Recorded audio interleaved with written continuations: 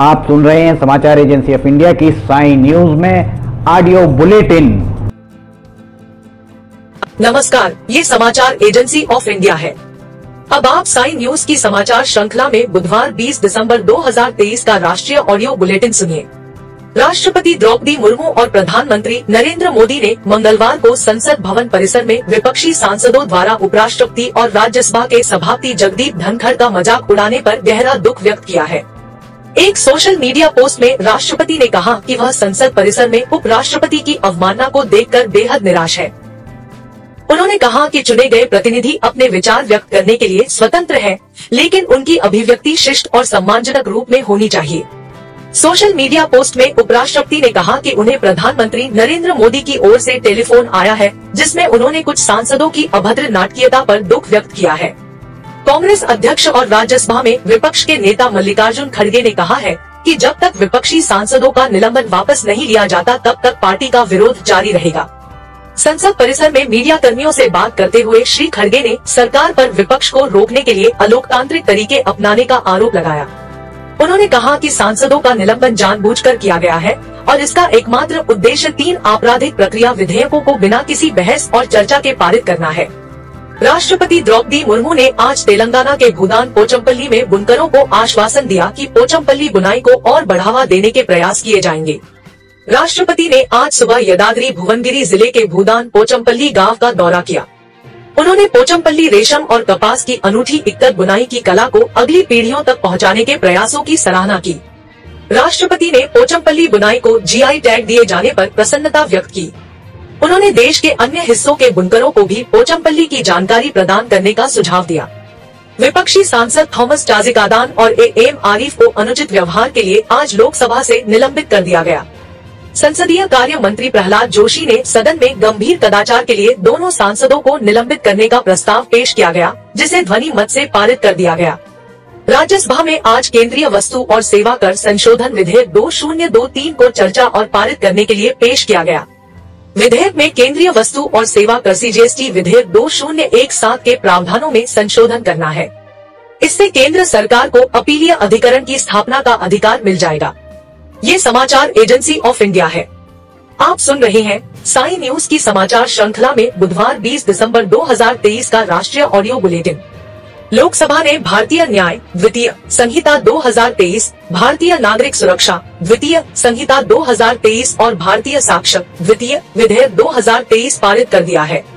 भारतीय न्याय द्वितीय संहिता 2023 भारतीय दंड संहिता आईपीसी 1860 का स्थान लेगा। ये देश में आपराधिक अपराध पर प्रमुख कानून है। नया विधेयक सामुदायिक सेवा को सजा के रूप में परिभाषित करता है। भारतीय नागरिक सुरक्षा द्वितीय संहिता 2023 आपराधिक प्रक्रिया संहिता 1973 सीआरपीसी की जगह लेगा। सीआरपीसी गिरफ्तारी, अभियोजन और जमानत के लिए है। भारतीय साक्ष्य द्वितीय विधेयक 2023 बीएसबी 2 भारतीय साक्ष्य अधिनियम 1872 का स्थान लेगा। यह अधिनियम भारतीय न्यायालयों में साक्ष्य की स्वीकार्यता पर है। यह सभी नागरिक और आपराधिक कार्यवाहियों पर लागू होता है। इन कानूनों में एफआईआर से लेकर केस डायरी से लेकर आरोप पत्र और आरोप पत्र से लेकर फैसले तक की पूरी प्रक्रिया को डिजिटल बनाने का प्रावधान किया गया है। मंगलवार 19 दिसंबर को दिल्ली में इंडी अलायंस की हुई बैठक में यह सहमति बनी थी कि इस महीने के अंत तक सीट शेयरिंग पर हर हाल में सहमति बना ली जाएगी। बैठक के दौरान प्रधानमंत्री पद का उम्मीदवार कौन होगा, उसके लिए बंगाल की सीएम ममता बनर्जी ने कांग्रेस अध्यक्ष मल्लिकार्जुन खड़गे का नाम आगे किया और अरविंद केजरीवाल ने इस नाम पर समर्थन जताया। लेकिन अगले ही दिन आप पार्टी ने पंजाब में सीटों के बंटवारे को लेकर कांग्रेस को झटका दे दिया। आम आदमी पार्टी का कहना है कि केजरीवाल और भगवंत मान के नेतृत्व में यहाँ की सभी 13 सीटों पर वह अकेले ही लड़ेगी। वहीं दूसरी ओर जेडीयू सांसद सुनील कुमार पिंटू ने मंगलवार को हुई इंडिया गठबंधन की बैठक को असफल करार दिया है। इस तरह एक बार फिर उन्होंने नीतीश कुमार और पार्टी लाइन के खिलाफ बगावती रुख अख्तियार किया है। उन्होंने विपक्षी गठबंधन की बैठक पर कहा कि पहले मीटिंग में समोसा मिलता था, इस बार सिर्फ चाय बिस्कुट हुआ। जेडीयू के सुनील कुमार पिंटू बताया, पहले तो मीटिंग्स में चाय समोसे चलते थे, पर अभी कांग्रेस ने खुद कह रखा है कि फंड की कमी है, लोग उन्हें डोनेट करें। जेडीयू सांसद ने कहा कि कल की मीटिंग तो बस चाय बिस्कुट पर रह गई, समोसे भी नहीं आ पाए। उत्तर प्रदेश की योगी सरकार शराब नीति में अहम बदलाव करने जा रही है। शराब नीति पर कई बदलावों को कैबिनेट से मंजूरी भी मिल गई है। इसके बाद अब शराब की आम दुकानों को भी मॉडल शॉप में बदला जा सकेगा। साथ ही अब साल में 2 दिन शराब की दुकानें 1 घंटे ज्यादा खुली रहेंगी। ये शराब नीति 1 अप्रैल 2024 से 31 मार्च 2025 तक के लिए रहेगी। हालांकि इसके कुछ नियम अभी से लागू हो जाएंगे। नई शराब नीति में एक बड़ा बदलाव बियर को लेकर भी किया गया है। अब बियर की दुकानों को मॉडल शॉप में बदला जा सकेगा। नई नीति के तहत अगर शराब दुकान के बगल में कम से कम 100 वर्ग फीट की जगह खाली है तो वहाँ लोग बियर पी सकेंगे। हालांकि ये फ्री में नहीं होगा। इसके लिए लाइसेंस धारक को कुछ रकम भी चुकानी होगी। नई शराब नीति में साल के 2 दिन शराब की दुकानें 1 घंटे ज्यादा खुल सकेंगी। नई नीति के तहत क्रिसमस की रात यानी 24 दिसंबर और नए साल की रात यानी 31 दिसंबर को शराब की दुकानें रात के 11 बजे तक खुल सकेंगी। ये समाचार एजेंसी ऑफ इंडिया है। आप सुन रहे हैं साई न्यूज की समाचार श्रृंखला में बुधवार 20 दिसंबर 2023 का राष्ट्रीय ऑडियो बुलेटिन। दिल्ली के मुख्यमंत्री अरविंद केजरीवाल बुधवार 20 दिसंबर को विपश्यना केंद्र के लिए रवाना हो गए हैं। सीएम केजरीवाल 30 दिसंबर तक यहाँ रहेंगे। ऐसे में साफ है कि गुरुवार 21 दिसंबर को दिल्ली शराब नीति से जुड़े मनी लॉन्ड्रिंग केस में ईडी के समन पर आम आदमी पार्टी के राष्ट्रीय संयोजक केजरीवाल पेश नहीं होंगे। अरविंद केजरीवाल को पिछली बार मामले में ईडी ने समन भेजकर 2 नवंबर को पेश होने के लिए कहा था, लेकिन इस दौरान भी वो पेश नहीं हुए और मध्य प्रदेश के विधानसभा चुनाव को लेकर यहाँ प्रचार करने के लिए पहुँच गए। केजरीवाल ने ईडी को लेटर लिखते हुए कहा था कि ये अवैध और राजनीति से प्रेरित है। ये सब बीजेपी बदले की राजनीति के तहत कर रही है। सूचना और प्रसारण मंत्री अनुराग सिंह ठाकुर ने उपराष्ट्रपति जगदीप धनखड़ की मिमिक्री को लेकर विपक्ष पर कड़ा प्रहार किया। संसद के बाहर मीडिया से बातचीत में श्री ठाकुर ने आरोप लगाया कि हाल के विधानसभा चुनावों में हार की हताशा विपक्ष के चेहरे पर स्पष्ट है। उन्होंने कहा कि श्री गांधी स्वयं नकल को बढ़ावा देने में शामिल थे। उन्होंने आरोप लगाया कि यह न सिर्फ उपराष्ट्रपति का बल्कि एक खास समुदाय का भी अपमान है। संसद के बाहर मीडिया से बातचीत में राज्यसभा में विपक्ष के नेता मल्लिकार्जुन खड़गे ने सरकार पर संसद में विपक्ष को बोलने का अवसर नहीं देने का आरोप लगाया। उन्होंने संसद की सुरक्षा में सेंध के मुद्दे पर गृह मंत्री के वक्तव्य की मांग को दोहराया। सभापति की नकल उतारने के संबंध में श्री धनखड़ द्वारा उनके समुदाय का अपमान करने का हवाला देते हुए श्री खड़गे ने कहा कि हर मुद्दे में जाति को घसीटना ठीक नहीं है।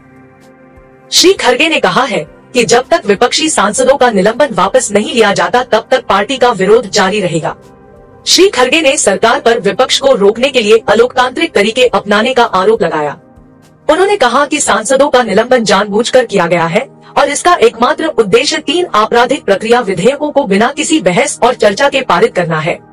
इससे पहले सांसदों के निलंबन और संसद की सुरक्षा में सेंध के मुद्दे पर विपक्षी दल के सदस्यों ने संसद परिसर में विरोध प्रदर्शन किया। इस बीच कांग्रेस संसदीय दल की बैठक आज संसद परिसर में हुई। बैठक की अध्यक्षता संसदीय दल की अध्यक्ष सोनिया गांधी ने की। श्रीमती गांधी ने आरोप लगाया कि सरकार ने विपक्षी सांसदों को सदन से निलंबित कर लोकतंत्र को कमजोर किया है। इस बीच लोकसभा में भारतीय न्याय द्वितीय संहिता 2023, भारतीय नागरिक सुरक्षा द्वितीय संहिता 2023 और भारतीय साक्ष्य द्वितीय विधेयक 2023 पर चर्चा आगे शुरू हुई। ये समाचार एजेंसी ऑफ इंडिया है। आप सुन रहे हैं साई न्यूज की समाचार श्रृंखला में बुधवार 20 दिसंबर 2023 का राष्ट्रीय ऑडियो बुलेटिन।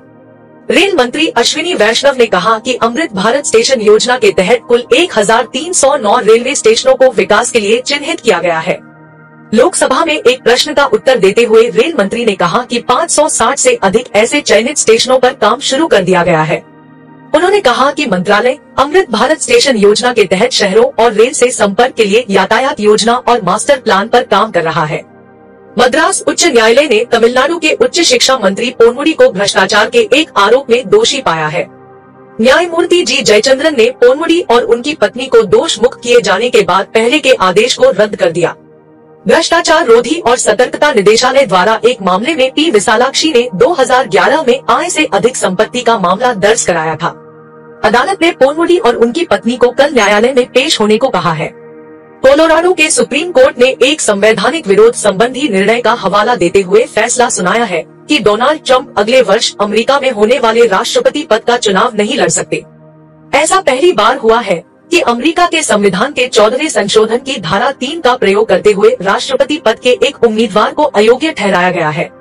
इस बीच अमेरिका में रिपब्लिकन पार्टी के उम्मीदवार विवेक रामास्वामी ने कहा है कि अगर देश की सुप्रीम कोर्ट डोनाल्ड ट्रंप को कोलोराडो की बैलेट पर चुनाव लड़ने नहीं देगी तो वह कोलोराडो क्षेत्र से अपना नाम वापस ले लेंगे। अमेरिकी कैपिटोल पर हमले में पूर्व राष्ट्रपति डोनाल्ड ट्रंप की भूमिका को लेकर राष्ट्रपति चुनाव के लिए अयोग्य घोषित किए जाने के बाद विवेक रामास्वामी ने यह टिप्पणी की।